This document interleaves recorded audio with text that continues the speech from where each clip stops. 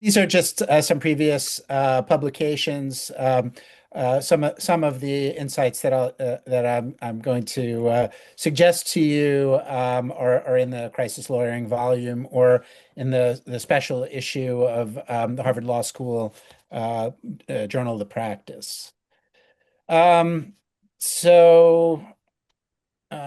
So what I called opening reflections here was just a few thoughts and observations from what I heard before. I heard an emphasis really on two very different things in the presentations, both of which are interesting and relevant.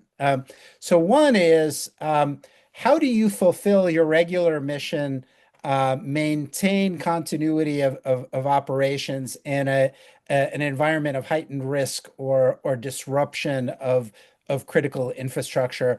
And how do you prioritize and triage if the capacity to perform the mission is diminished by the natural hazard or the threat environment or the technical collapse that's coming?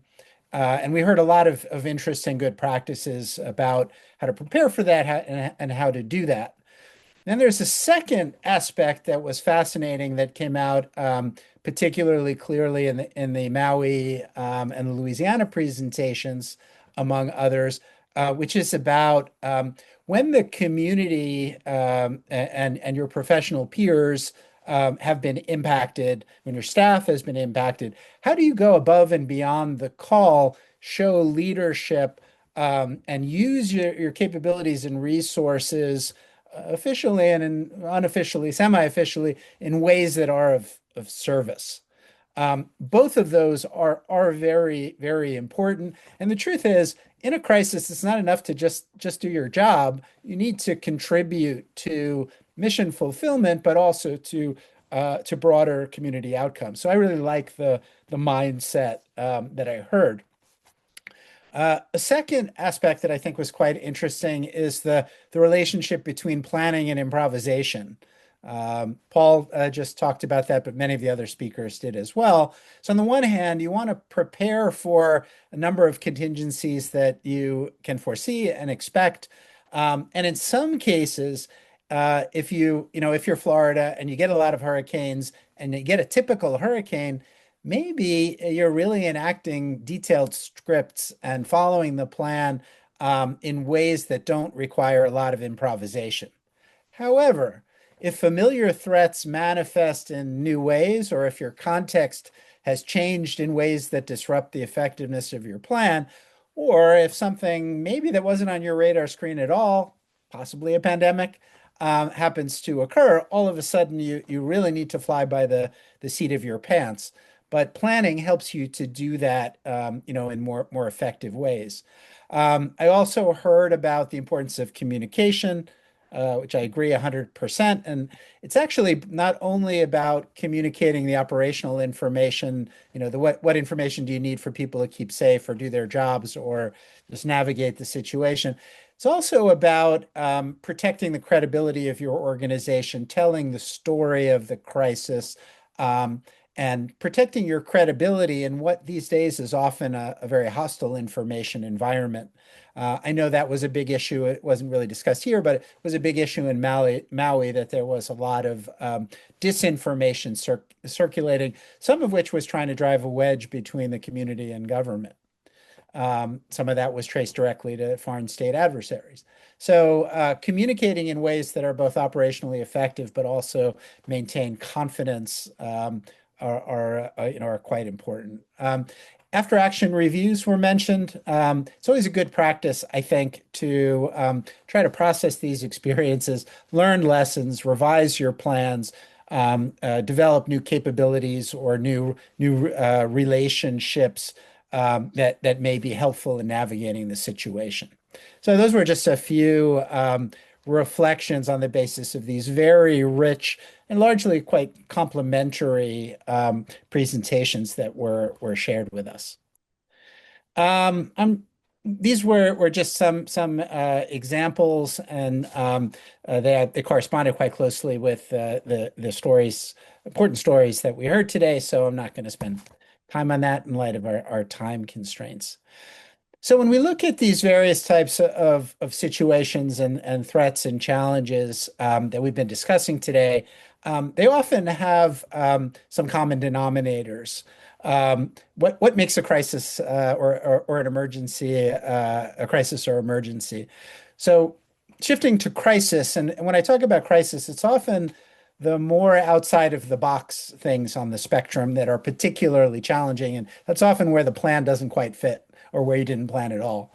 So, threat to core values, these are things we care a lot about and can be everything from the confidentiality of privileged information that you share to threats to life or health or safety, even public confidence, as I mentioned before.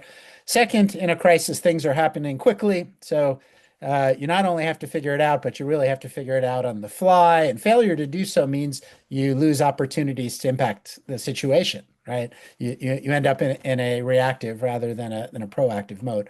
And then finally, uncertainty. There may be uncertainty about how to interpret the law in extreme situations. There may be tensions between different rules that you have to kind of figure out. The ethics example, whether it's in Louisiana for the financial donations was kind of interesting. And obviously there was some uncertainty about whether it was kosher to do this thing or not. So sometimes it's uncertainty about, maybe there's an intelligence assessment that there's heightened risk to an office. Will there be an attack, or not? And there may be uncertainty about how staff or the public or others are going to react. All these uncertainties make life difficult. Um, Lawyers and I think well-run offices or firms as well are often staffed with people who do well under stress, who communicate effectively, who are analytical, who can perform in extreme situations. But I do want to point out that there's a very big difference between the role of supporting others who are in stress, which that's often what lawyers do, and when you or your organization is or your community are personally affected in very profound ways, because the stress levels and the extent to which you're moving out of your comfort zone is much greater in those situations. And in fact, it generally takes special training and practice through exercises and through experience to, in a robust and resilient way, be able to perform in these very, very extreme situations. Talk a little bit more about that. We shared in the booklet a summary from the article that my colleague Ray Brescia from Albany Law School and I published in the Harvard Law School Journal of the Practice. You can probably get a hold of the long version of the article and also the summary. So I'm not going to spend a lot of time on it, but actually, I think we heard from many of the previous speakers reference to some of these good practices. You 5 minutes remaining. Sorry. five? Great. Yeah. You need to be flexible. You often need to be creative. The more outside the box the situation is, the more following the plan or even sensible everyday rules may actually be the wrong thing to do in terms of protecting the values that are at stake in the situation. So solve the problem, and sometimes that requires creative thinking and managing a degree of risk. You always want to identify different kinds of risks, including legal risk. But crisis management is a risky business, and you will be paralyzed if you are highly risk averse, and you will not solve the problem or fulfill your mission. Be prepared to work at a pace that may be very different from other types of situations. When you're getting creative, you also need to know where your ethical red lines are, and when it's not a question of being pragmatic, but it's actually a question of knowing when to pull on the emergency brake. In my project with FEMA, a federal coordinating officer once said to me, "I don't want my lawyer to keep me out of court. I want my lawyer to keep me out of jail." And that I think illustrates some of the risk management nuances that exist in extreme situations. Embrace an ethic of care. The Louisiana presentation from Mr. Moore, I think, talked a lot about taking care of staff and peers, and I think that is a great exemplar of of that.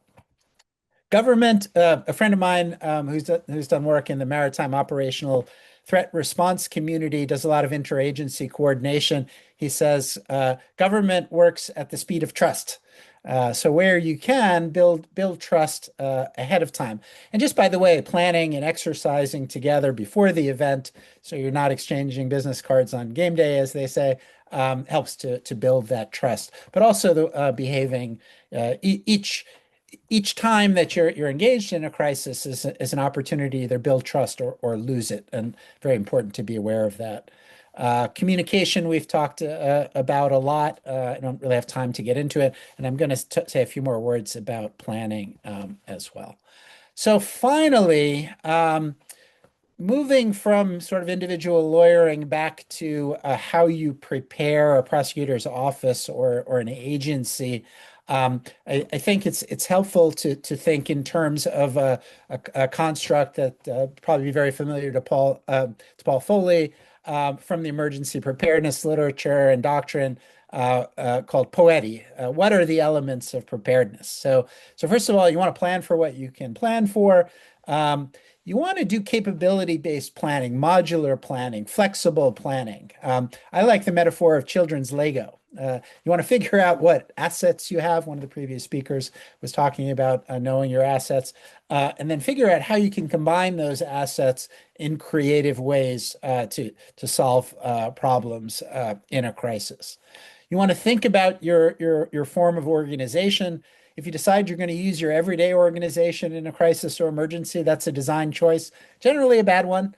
You need to concentrate resources and both attack the crisis problem and address it, but at the same time as maintaining whatever other vital functions you can, or making a conscious decision to for a time suspend part of your everyday functioning.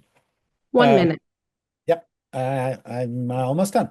When it comes to equipping, I think in the domain that we are in here, it's mostly about equipping your office, thinking about the government or business continuity aspects, having those backup systems, cultivating the ability to work remotely, etc. Again, crisis management, emergency management, as well as crisis lawyering, really are special disciplines, and having education and training ahead of time to help build competence and the ability to work individually and together effectively under pressure is very valuable, as is doing a variety of types of crisis and emergency management exercises. They don't always have to be elaborate. Sometimes it's enough to do a very simple tabletop exercise, with a PowerPoint scenario, and start thinking through different types of contingencies that may not have happened yet and how one would respond. Try to identify gaps in the planning or training or equipping or organizing that might be helpful for the future. Other times you can either participate in or do much more elaborate full-scale exercises in your own organizations, and even better, participate with your key partners of the kind that you would need to deal with larger community affecting types of events. The Florida presentation from Renee, I think, talked a bit about who are the usual suspects, the regular partners that you need to be able to collaborate with effectively.